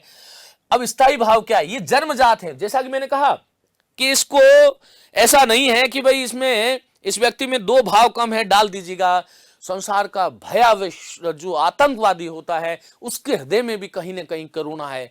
इस संसार के अंदर जो बहुत शांत है उसके अंदर भी कहीं ना कहीं क्रोध है। ये ध्यान रखिएगा, ये हर मनुष्य की अपनी एक पहचान है। इसीलिए कहा गया कि ये जो भाव है वो जन्मजात है। ये मानस संस्कार है जो कि वासना के रूप में हमारे हृदय में अवस्थित रहते हैं। मित्रों, स्थायी भाव पूछे क्या है कि जन्मजात हैं, मानस संस्कार है, ये वासना के रूप में रहते हैं। हृदय में चित्त वृत्ति के रूप में सुषुप्ति अवस्था मानी सोई हुई अवस्था रहती है। हम जानते हैं 4 अवस्थाएं होती हैं, जागृत, स्वप्न, सुषुप्ति और तुरिया। इन चारों अवस्थाओं में सुषुप्ति वह अवस्था है जो एक तरह से अज्ञान की अवस्था है। अज्ञान वह वाला नहीं, मानी जिसमें कोई बोध नहीं है, वह पड़ा तो है लेकिन उसको अनुकूल अवसर की प्रतीक्षा है। जब अनुकूल अवसर आया, भूमि में हम जानते हैं जब वर्षा होती है तब कई तरह के अंकुरण बाहर भूमि के बाहर हमें दिखाई देते हैं। मित्रों, वह पहले से ही बीज वहां पर था। जब वर्षा हुई, अनुकूलन वातावरण उनको मिला, तब ये क्या हुआ, उद्दीप्त हो गए। ये ध्यान रखिएगा। तो यहां पर सुषुप्त अवस्था में विद्यमान होता है लेकिन अनुकूल अवसर पाकर जागृत हो जाते। जैसे ही थोड़ा बहुत जो है अनुकूल अवसर, हर एक रस स्थायी भाव के लिए अनुकूल अवसर है, मैं आगे बात करूंगा। जागृत हो जाते हैं। अभी हम बात कर रहे थे कि जगन्नाथ जो है उसको इनको लवणाकर कहते हैं। साहित्य दर्पण में यह परिभाषा दी गई है किसकी? स्थायी भावों की। क्या दी गई है? कि अविरुद्धम अविरुद्ध विरुद्धा वा यम तिरोधातुम अक्षमा। अक्षमा मानी अक्षम होते हैं, तिरोधातुम मन ढकने में, छिपाने में। क्या? विरुद्ध और अविरुद्ध भाव वा मानी अथवा विरुद्ध और अविरुद्ध भाव जिसको छिपा न सके वह क्या है? स्थायी भाव है, जो कि जन्मजात हैं, जो मानस संस्कार के रूप में, वासना के रूप में हमारे हृदय में, चित्तवृत्ति के रूप में सुषुप्त अवस्था में सोए हुए रहते हैं। अनुकूल अवसर पा करके ये जागृत हो उठते हैं। आइए मित्रों आगे चलते हैं हम। स्थायी भावों का वर्गीकरण, ये जैसे रस का हमने बात करी थी, रस 9 होते हैं, उसी प्रकार स्थायी भाव भी 9 है। रतिर हासस्य शोकस्य क्रोधो उत्साहो भयम तथा जुगुप्सा विस्मयस्य इत्थम अष्टौ प्रोक्ता शमो अपि च। मित्रों श्रृंगार जो है वो रति है, हास्य जो है उसका हास है, करुण जो है उसका शोक है, जो रौद्र है उसका क्रोध है। इस तरह से हम आगे उसका बात करेंगे। लेकिन प्रत्येक जो रस है उस प्रत्येक रस का कोई न कोई स्थायी भाव है और वह स्थायी भाव ही रस रूप में परिणत होता है। हमारे हृदय में श्रृंगार नहीं है, रति है। रति का मतलब प्रेम है। अब रति किसको कहते हैं? प्रिय वस्तु में मन के प्रेम पूर्ण उन्मुखी भाव। और इस संसार में मुझे कोई ऐसा व्यक्ति बताइए जिसको जो वस्तु प्रिय है उसमें मन का उन्मुखीकरण, प्रेम पूर्ण उन्मुखीकरण अपने आप स्वतः होगा। प्रिय वस्तु में मन का जो प्रेम पूर्ण उन्मुखीकरण है, मन जब प्रेम पूर्ण उन्मुखी भाव हो जाता है उसका नाम क्या है? रति है। अब फिर रति तो क्या हुआ? स्थायी भाव हुआ। इसके साथ फिर अलग विभाव होंगे। फिर विभाव के साथ में हमने आपको आलंबन उद्दीपन बताया, फिर आलंबन के 2 भेद जो बताए थे वह जुड़ेंगे, फिर अनुभाव जो आश्रय है उसकी चेष्टाएं इत्यादि हो गई, और फिर उसके साथ संचारी भाव जुड़ेंगे। तब ये रस रूप में इसकी चर्वणा जो है निष्पत्ति बाद में होगी। लेकिन रति की परिभाषा क्या है? कि प्रिय वस्तु में मन के प्रेम पूर्ण उन्मुखी भाव रति कहलाती है। हास्य क्या है? हास्य कब आता है? इसको प्रैक्टिकल करके हम देख सकते हैं। वाणी आदि के विकारों को देखकर चित्त का विकसित हो जाना, आह्लादित हो जाना, चित्त का विस्तार होता है। किसमें? हास्य में जो है। अब होता कब है? वाणी आदि के विकारों को देखकर। वाणी आदि का विकार है, उसकी वैकृति है, किसी की विचित्र वेशभूषा देख ली, या किसी को जिसको हम बेइज्जती बोलते हैं वह होते देख ली, तो जो निकृष्ट लोग हैं उसको देख करके क्या होते हैं? आह्लादित होते हैं, विकसित होना, तो वो क्या कहलाता है? हास कहलाता है। शोक क्या है? प्रिय वस्तु के विनाश के कारण चित्त की व्याकुलता। प्रिय वस्तु के विनाश के कारण चित्त की व्याकुलता। महर्षि वाल्मीकि का उदाहरण मैंने आपको बताया था। क्रौंच जो था, क्रौंची के लिए बहुत प्रिय था। वह जब क्रौंच जो मृत्यु को प्राप्त हो गया, वह शोक में तड़फने लगी थी। भवभूति उत्तर रामचरित और ये जो वाल्मीकि रामायण जो है, रामायण और भवभूति जो है वो शोक मानी करुण रस के सबसे बड़े उदाहरण माने जाते हैं भारतीय काव्य शास्त्र में। क्रोध क्या होता है? कि शत्रु के विषय में तीव्रता का उद्बोध। क्रोध शत्रु पर आता है हमेशा, अपने पर कभी क्रोध नहीं आता। तो शत्रु के विषय में तीव्रता का उद्बोध, जो युद्ध करने की जो है ना, जो उत्साह जो आ रहा है वह है। लेकिन ये शत्रु के विषय में होना चाहिए। उत्साह क्या है? कार्य करने में स्थिरता। उत्साह का मतलब भागना दौड़ना नहीं है, कार्य करने में स्थिरता के साथ उत्साह, उत्कट आवेश जो है। अब देखिएगा कैसे उत्साह। युधिष्ठिर द्रौपदी की कथानक है, संक्षेप में बता देता हूं। महाकवि कालिदास ने किरातार्जुनीयम में यह वर्णन किया है। युधिष्ठिर जब राज्य हार जाते हैं दुर्योधन से और वो वन में रहने लगते हैं ब्रह्मचारी के भेष में, गेरुए वस्त्र के रूप में, द्रौपदी उसको अपना पौरुष जगाने के लिए बार बार उल्हाना देती है। और बार बार उल्हाना देने पर वह जो है युधिष्ठिर के जो हृदय के अंदर जो उत्साह जो था वह जग गया। तो उत्साह का जगाना, तो यहां पर कार्य करने में स्थिरता, उत्कट आवेश आ गया और वो उठ खड़े हुए कि अब मुझे जो है उत्साह है और मैं उसको हराऊंगा। भय क्या है? किसी रौद्र सिंह आदि की शक्ति से उत्पन्न। रौद्र सिंह आदि, जब आपके समक्ष सिंह आ गया, शेर आ गया, सर्प आ गया, इस प्रकार कोई भयानक चीज आ गई तो उसको हम गले नहीं लगाते हैं, वहां से हम दूर भागते हैं। तो भय जो था वह चित्त में हमारे पहले से ही था। यदि नहीं होता तो भय नहीं लगता, यकीन मानिएगा। वैसे तो मनुष्य की चित्त वृत्तियों को असंख्य भागों में बांटा गया है, लेकिन ये मुख्य चित्त वृत्तियां हैं। इसलिए कहा किसी रौद्र सिंह आदि की शक्ति से उत्पन्न चित्त को व्याकुल कर देने वाला जो भाव है वह क्या है मित्रों? भय है। भयानक इसकी वो होता है, रस होता है। जुगुप्सा क्या है? जुगुप्सा का मतलब क्या है? जुगुप्सा शब्द से ही लग रहा है कि घृणा होना, दोष दर्शन आदि के कारण वस्तु में उत्पन्न घृणा।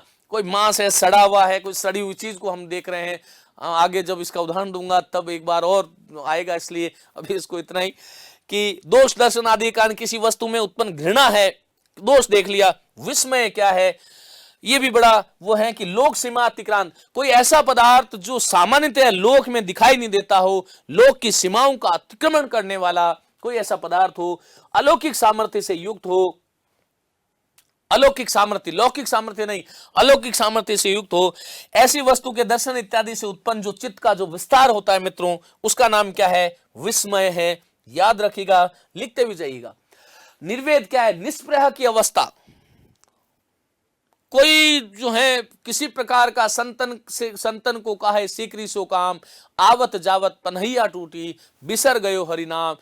तो इस प्रकार से जो बिल्कुल जो है अपनी ही मौज मस्ती में जब मदमस्त हो जाता है व्यक्ति, वह हर व्यक्ति में है, लेकिन वह अनुकूल अवसर वहां पर आवश्यक है। तो निष्प्रियता, कोई चाहा गई चिंता मटी, मनवा बेपरवाह, जिसको कछु न चाहिए वह सा है शाह है। जिसको कुछ ही नहीं चाहिए वह निष्प्रह अवस्था है। तो वो निष्प्रह की जो अवस्था वही निर्वेद है। अर्थात सभी प्रकार की इच्छाएं शांत हो गई। जब कोई इच्छा ही नहीं रहे, शांत हो जाती है सभी इच्छाएं, तो आत्मा के विषाम से उत्पन्न जो सुख है, यह भी एक सबसे बड़ा दुख क्या है कि मनुष्य के मन में हर क्षण जो भाव आ रहे हैं, जो हर क्षण जो इच्छाएं आ रही हैं, यही दुख का कारण है। तो वो जो सुख है किससे?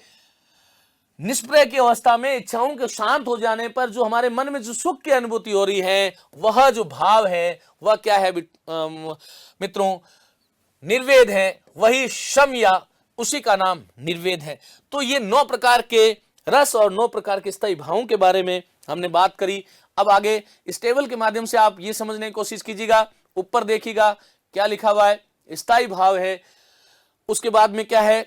स्थायी भाव है, फिर रस है, फिर इसका सामान्य परिचय जिसके बारे में हम बात कर चुके हैं।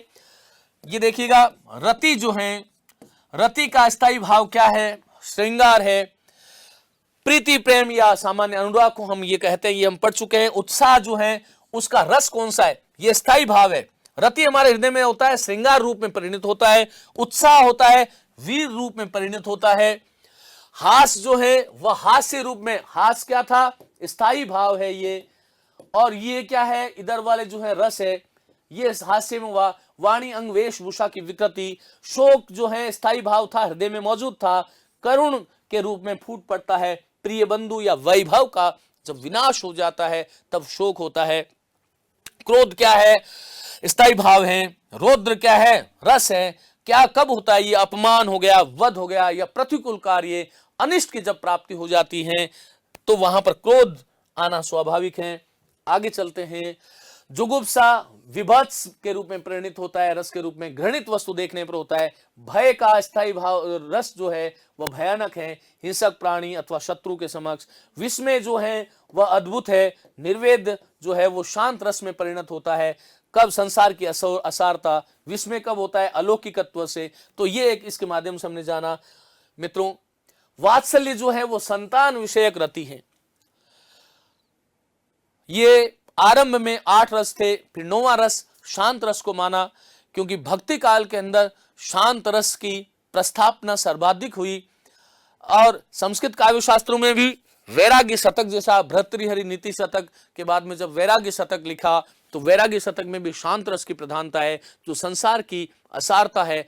कबीर इत्यादि आए, उन्होंने संसार को असार बताया, तो वहां पर शांत रस की जो है प्रस्थापना उद्भावना हमें देखने को मिलती है। ये संसार फूल सेमर को सुओ देख लुभायो। तो इस प्रकार से जब वो बात कहते हैं, है ना, जब संसार को क्षण भंगुर जब वो बताते हैं, तो मनुष्य के मन में वह शांत, जिसको हम निर्वेद या शम कहते हैं, उसकी उत्पत्ति हुई। उसके बाद में सूरदास जो है वो संतान विषयक रति जिसको वत्सल कहते हैं, वात्सल्य रस की उन्होंने खोज करी। भक्ति जो है उसमें भगवत विषयक रति है, ये भगवान में जो रति है, भगवान के प्रति जो प्रेम है वह भक्ति कहलाता है। संतान विषयक, संतान के संबंध में जो प्रेम है वो मित्रों वात्सल्य कहलाता है। तो ये ध्यान रखिएगा। इसकी रूप गोस्वामी ने भक्ति रस की प्रस्तावना करी, ये भी ध्यान रखें। और वात्सल्य जो है उसकी प्रस्तावना करने वाले सूरदास हैं। अब देखिएगा, हमने स्थायी भाव और रस की बात करी मित्रों, अब हम बात करेंगे विभाव क्या चीज है।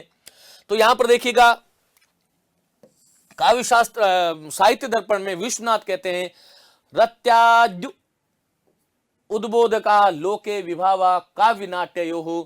रति आदि के जो लोक में जो रति इत्यादि स्थायी भावों के जो उद्बोधक है, मानी प्रेरक जो है, वही काव्य और नाटक में जब आते हैं तो उसका नाम क्या हो जाता है? विभाव हो जाता है। और भावों का विभावन करने वाले, भावों को जो जगाने वाले हैं, वह क्या कहलाते हैं? विभाव। अथवा आस्वाद योग्य बनाने वाले जो कारण है, महत्वपूर्ण चीज क्या है? वो कारण जो है, विभाव जो है वो किसको कहते हैं? कारण को कह सकते हैं, हेतु को कह सकते हैं। कारण, हेतु, या जिसके निमित्त जो हो रहा है, जिसके निमित्त जो पैदा हुआ, उसे कहते हैं आलंबन विभाव। इसके दो भेद हैं। पहला भेद जो है विभाव का, वह आलंबन है। मित्रों, यदि आपके हृदय में भय उत्पन्न हो रहा है तो उसका आलंबन क्या है? ये ध्यान रखिएगा। आप आश्रय हुए, जिसके हृदय में रस की स्थायी भाव की उत्पत्ति हो रही है, रस की निष्पत्ति हो रही है, वह आश्रय कहलाता है। और जिसको देख करके हो रही है, तो भय, सर्प को देखा, सर्प को देखते ही सर्प आपके लिए क्या हो गया? आलंबन। लेकिन सर्प छिप करके बैठा था तब नहीं, सर्प आपके सामने आया, यह एक आलंबन हुआ। लेकिन आपके भय को और उद्दीप्त, यदि उसने अपनी फन फैला दी, तो ये जो फन फैला रहा है वो कौन? सर्प। जो आलंबन जो था वो उसको और उद्दीप्त कर रहा है। अब क्या हुआ? आप उसको देख करके जो भाग रहे हो, जो आपको पसीना आ रहा है, जो स्वेद है ना, जो आपके स्तंभ है, जो जड़ता है, ये क्या कहलाएगा? अनुभव। और उसके बीच में दैन्य, मरण, इस प्रकार के जो भाव आ रहे हैं वह संसारी भाव है। और उससे आपके हृदय में जो भय जो था वो भयानक रस के रूप में परिणत हो गया। तो ये देखिएगा, आलंबन विभाव। आलंबन का मतलब क्या है? दो तरह होते हैं। एक तो होता है विषयालंबन और एक होता है आश्रय। आश्रय का मतलब क्या है? जिसके हृदय में रस उत्पन्न हो रहा है।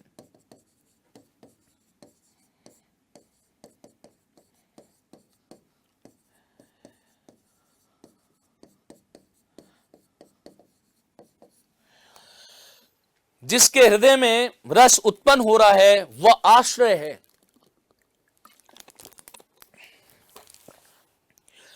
और विषय क्या है? जिसको देख करके आश्रय के हृदय में विषय क्या हो सकते हैं? नायक, नायिका आदि, प्रतिनायक इत्यादि ये विषय होते हैं। ये ध्यान रखिएगा। तो ये आलंबन के दो भेद हो गए।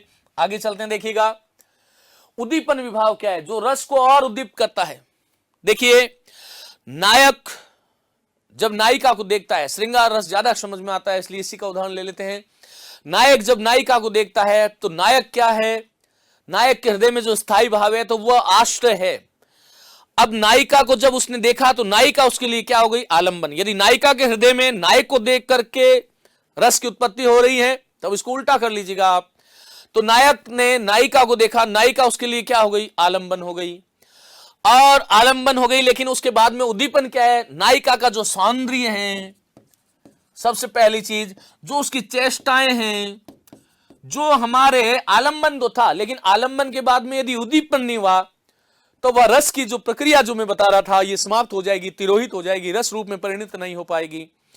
इसलिए आलंबन जो है वह सौंदर्य है, आलंबन जो है वो नायिका है। लेकिन नायिका जो है बहुत अत्यंत सुंदर है, उसकी चेष्टाएं भी हैं। किसकी? विषय जो है, विषयगत जो चेष्टाएं हैं, जो विषयालंबन हमने बताया, वह आलंबन की जो चेष्टाएं हैं, इसको यूं कह सकते हैं, आलंबन की जो चेष्टाएं, आश्रय की चेष्टाएं नहीं। नायक के लिए नायिका आलंबन हो गई, नायिका की जो चेष्टाएं हैं वह उद्दीपन करती है, नायक के हृदय को और उद्दीप्त कर रही है, उसके रस को।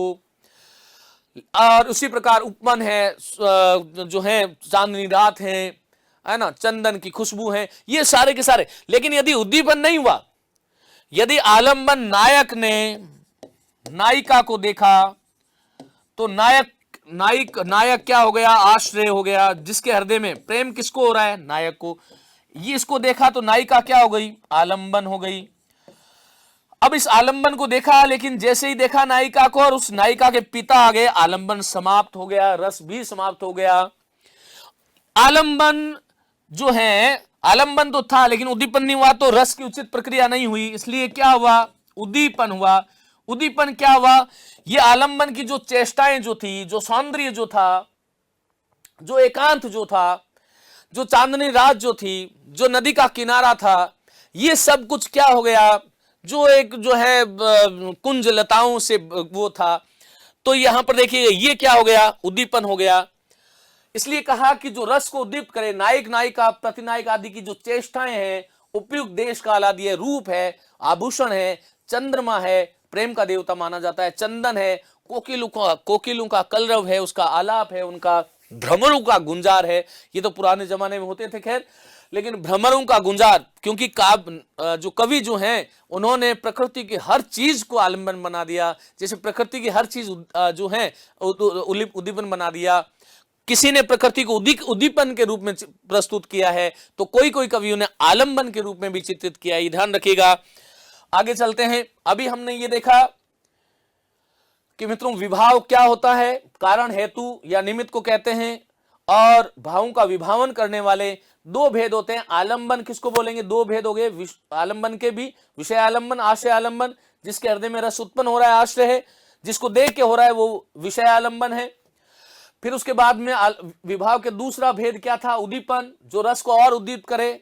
ये उसमें क्या आता है, ये पूछा जाता है, नायक नायिका प्रतिनायक आदि की चेष्टाएं, उपयुक्त देश काल वातावरण जो है वो क्या है, वह उद्दीपन है। क्योंकि हमारे रस में जो हमारा जो रस है हृदय के अंदर, जो रति रूपी स्थायी भाव जो है उसको और उद्दीप्त रस की तरफ, श्रृंगार की तरफ लेके जाने में सहयोग करता है उद्दीपन।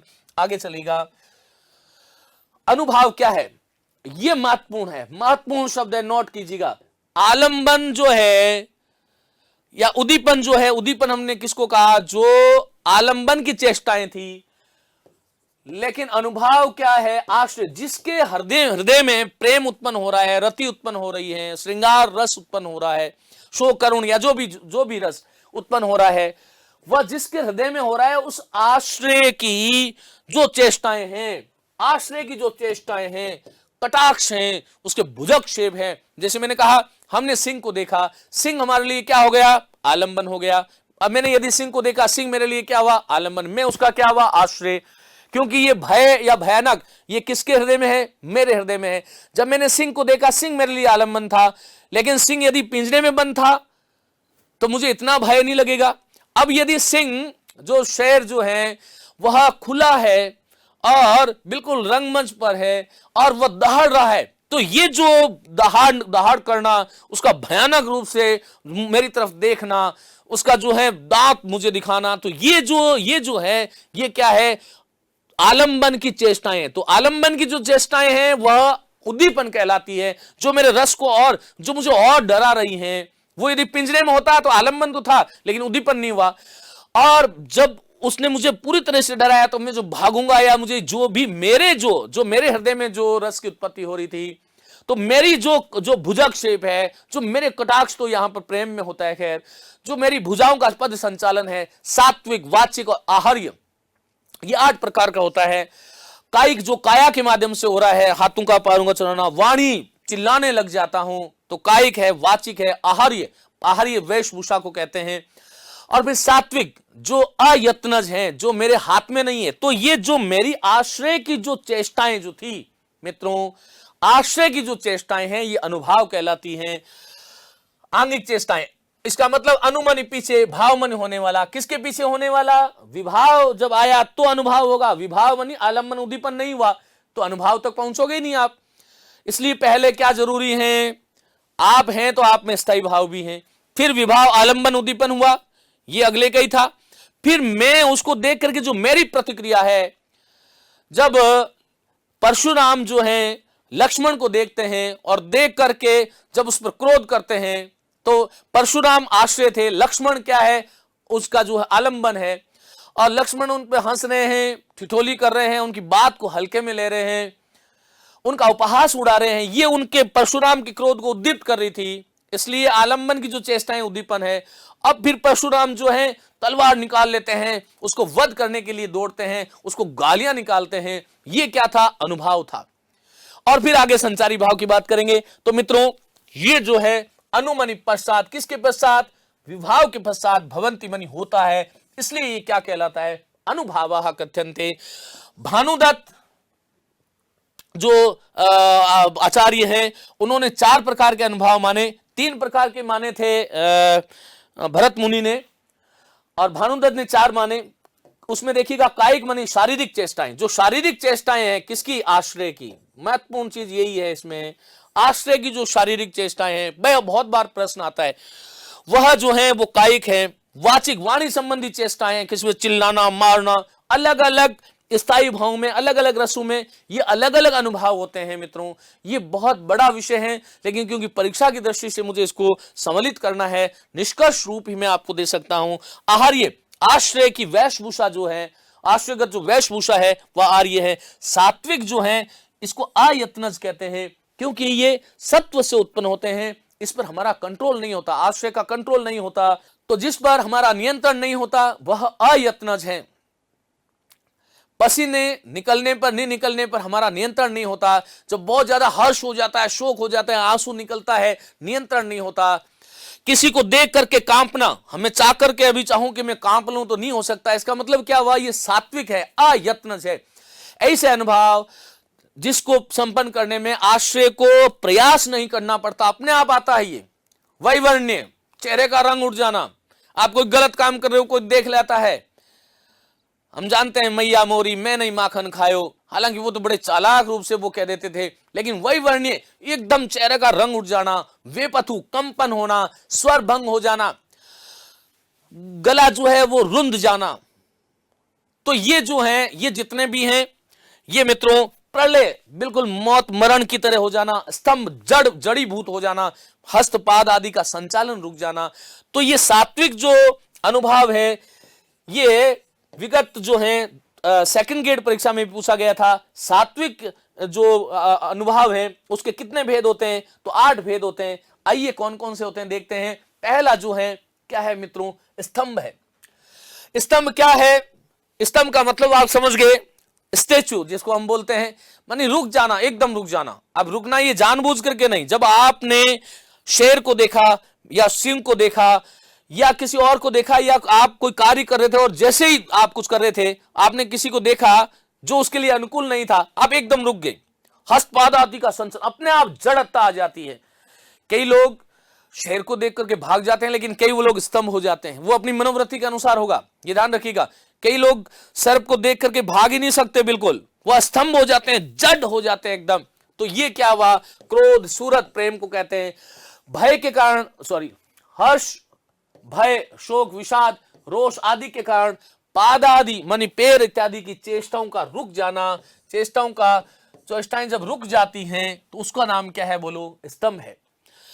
दूसरा ये क्या है? सात्विक अनुभव के 8 भेद जिसकी हम बात कर रहे हैं। फिर स्वेद क्या है? सीधी सी बात है, क्रोध है, सूरत है, भय, लज्जा, दुख, श्रम, रोग आदि के कारण शरीर से निकलने वाला जो जल है, ये निकलेंगे तो यहां पर आंसू होगा, और शरीर से निकलेगा तो वही देखिएगा, स्थिति का फर्क है। रोमांच क्या है? स्पर्श, श्रम, शीत, हर्ष, क्रोध, राग, आश्चर्य आदि के कारण रोंगटा जब खड़ा, रोमावली जब रोमांचित हो जाती है, उसको रोमांच कहते हैं। वेपथु, कई बार यह भी पूछ लिया जाता है वेपथु का मतलब क्या है? इसका मतलब है कंप होना।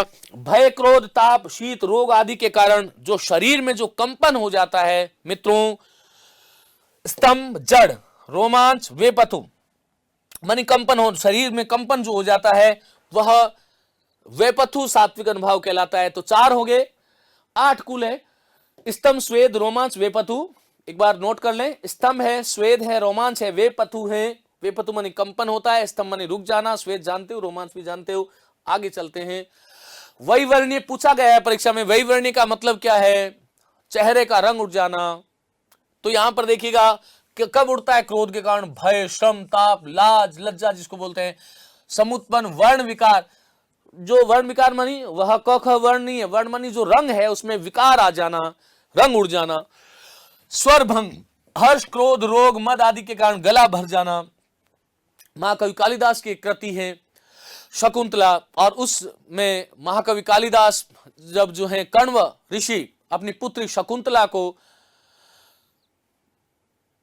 ससुराल भेजते हैं प्रथम बार, तब हम सभी जानते हैं कि जब बेटी प्रथम बार विदा होती है अपने घर से तो किसका गला नहीं भरता, कौन किसका गला रुंध नहीं जाता।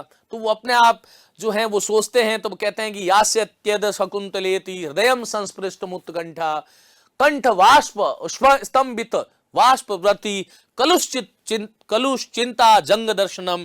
तो वह कहते हैं कि मेरा गला जो है यास्य त्यद, आज शकुंतला जाएगी यह सोचकर के मेरा गला भर रहा है, कंठ स्तंभित हो गया है, वाष्प व्रति आंसू आने लग गए हैं, कलुषित चिंता और मैं चिंता में डूब गया हूं। ये सब के सब काव्य के अंदर जो है स्वर भंग होना, जो है गला भर जाना, कंठ भर जाना। अश्रु, हर्ष के कारण भी हम कहते हैं कि सुख के आंसू, शोक है अमर्ष, अमर्ष मानी क्रोध, अक्रोध जो है उसके लिए, क्रोध के लिए, भय के कारण नेत्र जल का आना, प्रलय क्या है विरह, दुख, शोक, भय, क्रोध आदि के कारण जो चेष्टा और जान का नष्ट हो जाना, जो हमारी चेष्टाएं हैं, जो हमारा जान है वो जब नष्ट हो जाता है मित्रों, तो उसका नाम क्या है, प्रलय है। तो ये 8 प्रकार के सात्विक अनुभव हैं। चलिए आगे चलते हैं। विभाव अनुभव हो गया। संचारी शब्द का मतलब क्या है, सम उपसर्ग है, त्रि धातु थी लेकिन चारी कर लेते हैं, त्रि धातु में चर अ जुड़ने से चर बना, चर में अ जुड़ा तो चार बना, और चार में ई जुड़ा तो चारी, जैसे जान से जानी, सुख से सुखी। सम्मनि सम्यक प्रकार से चारी मनि विचरण करने वाला। कुछ लोग इसका नाम व्यभिचारी, ये व्याभि जो है इसका शुद्ध रूप व्यभिचारी है। कुछ लोग इसको व्यभिचारी भाव कहते हैं। मित्रों व्यभिचारी जो शब्द है इसका मतलब क्या है, विशेष रूप से या विपरीत रूप से, वी अभी और चारी, विशेष रूप से है दोनों में चार, त्रि धातु है, इसमें भी चारी है इसमें भी चारी है, लेकिन ये सम्यक है और ये व्यय भी है। तो ये शब्द थोड़ा बदनाम शब्द है जो गलत पद पर चलते हैं। व्यभिचारी स्त्री, व्यभिचारिणी स्त्री, व्यभिचारी पुरुष, जो व्यभिचार करते हैं, जो अनैतिक कृत्य करते हैं। इसलिए साहित्यिक दृष्टि से इनको सम्मान देने के लिए मुझे तो यूं लगता है कि संचारी भाव नाम ही ज्यादा समुपयुक्त है। बाकी क्योंकि परीक्षा में कई बार यह भी पूछा जाता है कि संचारी भावों को व्यभिचारी भाव, अब व्यभिचारी कहने के पीछे का कारण क्या है, ये संचरणशील होते हैं, ये आते हैं जाते हैं, उठते हैं चले जाते हैं। जैसे सागर है, समुद्र है, समुद्र में लहरें उठती हैं, एक क्षण के लिए लहर उठती है, आप देखते हैं वो विलीन हो जाती है। मैं तुम ध्यान दीजिएगा, दूसरी लहर उसके साथ ही आ रही होती है, तीसरी उसके साथ आ रही होती है, चौथी उसके साथ आ रही होती है। देव ने 36 माने, बाकी संसारी भाव जो स्वीकृत है, आपसे पूछे कितने हैं तो इनकी संख्या 33 है। तो ये जो है उमड़ घुमड़ते रहते हैं, आते हैं छिप जाते हैं, लेकिन ये रस जो है उसको रस दशा तक, क्योंकि अंतिम अवस्था तक सहकारी कारण, जब तक सहकारी कारण जिसको हमने कहा था व्यभिचारी संचारी जब तक नहीं आएंगे, रस रूप में निष्पत्ति नहीं होती। इसलिए है भले ही संचरणशील, पानी केरा बुदबुदा अस मानुष की जात, देखत ही छिप जात है, देखोगे छिप जाएगा जू तारा प्रभात। यद्यपि इसमें तो जो है मनुष्य के अस्तित्व का वर्णन है कबीर के माध्यम से, लेकिन ये देखोगे छिप जाएगा, ये ठीक वैसी गति है। तो संचारी संचरण करते रहते हैं, एक जगह रुकते नहीं, टिकते नहीं। व्यभिचारी क्यों कहा गया, क्योंकि व्यभिचारी पुरुष भी एक दिन यहां, एक दिन वहां, एक दिन यहां, एक दिन वहां। तो यहां पर इनका सही नाम संचारी भाव, विशेष रूप से संचरण करने वाला भाव। अस्थिर मनोवृत्तियों के ये द्योतक है, अस्थिर मनोवृत्तियां जो है उसका ये द्योतक है।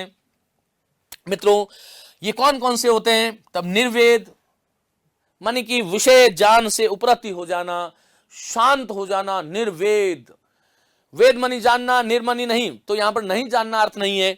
ग्लानि हम जानते हैं, ग्लानि है, शंका है, असूया है, मद, आलस्य, श्रम, दैन्य, चिंता, मोह, स्मृति, स्वप्न, धृति। वृडा जो है, वृडा का अर्थ क्या होता है, लज्जा होता है, कई बार ये पूछते हैं, ध्यान रखिएगा। ग्लानि आप जानते हैं, शंका आप जानते हैं, ये बीच बीच में उड़ती रहती हैं, कोई काम करो शंका हो रही है, घृणा हो रही है, असूया हो रही है, मद आ रहा है, आलस्य हो रहा है, श्रम दैन्य है, दीनता है, चिंता है, मोह हम जानते हैं। स्मृति का मतलब अनुभूत किए गए विषयों की चित्त से चोरी नहीं होती। स्वप्न में संसार जो है, हालांकि इसको लेकर के भी बड़ा जो है आचार्यों में बड़ा मतभेद है। ये स्वप्न, स्वप्न मानी ऐसा लगता है जैसे स्वप्न देख रहे हैं, इस प्रकार की चीजें। धृति धैर्य को कहते हैं, वृड़ा लज्जा को कहते हैं, चपलता चंचलता को कहते हैं, हर्ष सुख को कहते हैं, विषाद दुख से थोड़ा सा आगे की चीज है, त्रास जो है हम जानते हैं त्रासदायी घटना, दुखदायी घटना, आवेग है, जड़ता है, स्तंभीकृत होना, गर्व होना, औत्सुक्य उत्सुकता का भाव है, निद्रा, अपस्मार, अपस्मार किसी देवता इत्यादि के प्रभाव से, या जिसको हम सामान्यतया मिर्गी कहते हैं, दौरे पड़ना कहते हैं, अपस्मार है। विबोध, ये जागने की बिल्कुल ऊपर की अवस्था है, विबोध, या विशेष रूप से जिसका बोध हुआ नहीं है, विबोध मानी चैतन्यपूर्ण अवस्था है ये। अमश, क्रोध को कहते हैं, क्रोध रहित कहते हैं, और क्रोध को कहते हैं। उग्रता, अवहितता, ये बहुत बार पूछा जाता है मित्रों। भाव गोपन, भावों का जो गोपन हम करते हैं, मौज कर लीजिएगा इसको, भावों का जो गोपन है वह अवहितता है, मानी किसी चीज को छिपाना, अवहितता। लेकिन लज्जा के कारण छिपाना, भावों का जो गोपन है वो करना। उन्माद हम जानते हैं, व्याधि और आदि हम जानते हैं, व्याधि शरीर में होती है। मति जो है जानते हैं, वितर्क, तर्क का विपरीत है, और मरण। ये 33 जो है संचारी भाव हैं, ये हर एक रस का अलग अलग संचारी भाव है। और क्योंकि श्रृंगार के सबसे ज्यादा इसमें संचारी भाव है, इसीलिए श्रृंगार रस को रस राज के रूप में व्याख्यायित किया गया, ये ध्यान रखिएगा। तो हमने यहां पर मित्रों यह देखा कि रस की परिभाषा क्या थी, रस की व्युत्पत्तियां क्या थी, आचार्य मम्मट ने रस के बारे में क्या कहा, विश्वनाथ का रस का स्वरूप क्या था, सत्व उद्रेक आदि अखंड जो बहुत महत्वपूर्ण था, कौन कौन से स्थायी भाव हैं, कौन कौन से रस हैं, और फिर वो विभाव, अनुभाव, व्यभिचारी, संयोगात, रस निष्पत्ति जो भरत मुनि का सूत्र था वह किस प्रकार घटित होता है। प्रयास हमने ये मैंने मेरी तरफ से किया है कि आप लोग ये समझ जाएं कि हमारे मन में जो स्थायी भाव, जो सुषुप्ति अवस्था में वासना रूप में, बीज रूप में जो रहते हैं, जो संस्कारों के रूप में रहते हैं, जो हम जन्म से लेकर के आते हैं, पहले से हमारे संस्कारों में ही विद्यमान है, स्थूल सूक्ष्म और कारण शरीर में। तो यहां पर देखिएगा उन भावों का जो उद्दीपन है वो करने वाले कौन है, विभाव है, अनुभाव है और संचारी है। और उनके माध्यम से विभाव क्या है, हमने देखा दो भेद थे, आश्रयालंबन, विषयालंबन। आश्रय जिसके हृदय में होता है, विषय जिसको आधार बना के होता है। फिर उसके उद्दीपन का मतलब जो विषय की जो आलंबन की जो चेष्टाएं थी वो उद्दीपन थी, आश्रय की जो चेष्टाएं थी वो अनुभाव थी। अनुभाव के 4 भेद हमने देखे, कायिक था, वाचिक था, आहार्य वेशभूषा को कहते हैं, बहुत बार पूछा जाता है। सात्विक 8 प्रकार के थे, उसके बारे में हमने जाना। संचारी भाव 33 प्रकार के होते हैं। संचरणशील, व्यभिचारी इसको क्यों कहते हैं ये हमने सीखा। तो रस का स्वरूप क्या है और रस का अवयव क्या है इसके बारे में हमने जाना। आप लोगों से उम्मीद है कि इस कक्षा का आपको अपने जीवन में तो फायदा मिलेगा ही, लेकिन परीक्षा में भी निश्चित रूप से मिलेगा और आप काव्य के स्वरूप को समझने में आपको मदद मिलेगी। नमस्ते। Click on the subscribe button to subscribe to our channel. Press the bell icon on the YouTube app and never miss another update.